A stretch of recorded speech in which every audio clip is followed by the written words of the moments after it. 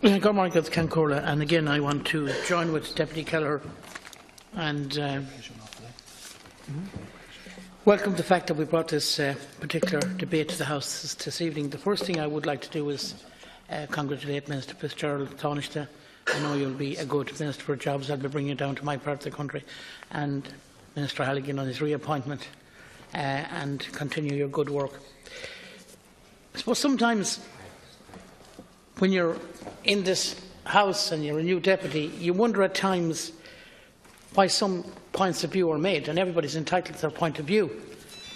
And I wonder if some of the left people who have spoken vehemently against this motion, I wonder if they say to their voters who were working in some of those foreign direct investment companies, quite a lot of them are voting, Deputy McGrath.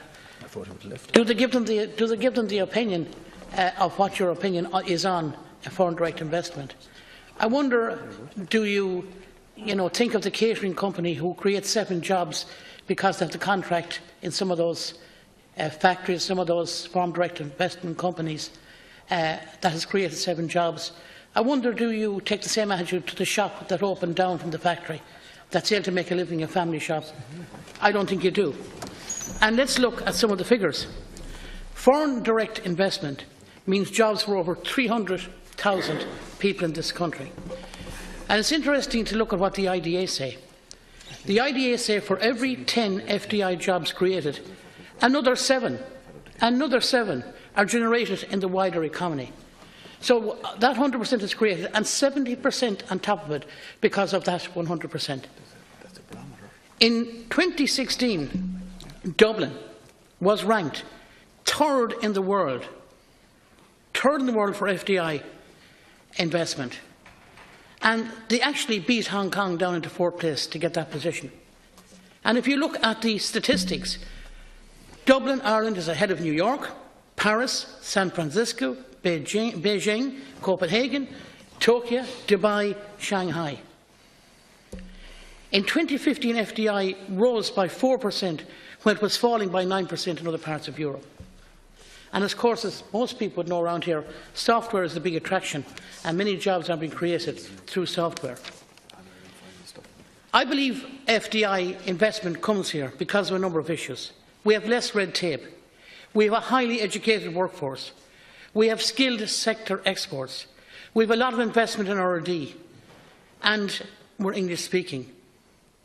Ireland is identified as the #1 destination for US foreign direct investment in a 2014 report commissioned by the American Chamber of Commerce. American companies have invested €240 billion in FDI in Ireland. €240 billion. I ask the people who oppose this motion to listen to this. 130,000 people are employed here in US companies alone. And those companies have invested more than $277 billion in this country. Now, I do partly agree with Deputy Kenny. In my own part of the country, we haven't got as much of that FDI as we'd like. And where we had them, some of them fell apart in terms of Bank of America in Carrick-on-Shannon, and other places as well. So we do need to ensure that more of that FDI comes into the rural regions. And that's something I will be talking to you, Minister, about. But I think we also have to realise, when we speak about issues like this, Ireland is a tiny dot on a world map. And in regard to FDI, we punch way above our weight. And we must compliment the IDA. And I think Fianna Fáil itself has an impeccable record in relation to attracting jobs through foreign direct investment down through the years. And I have to give credit to the present government. They have continued that trend. So it is so important for employment levels in our economy and in our country that we protect this, that we protect the 12.5% rate of tax.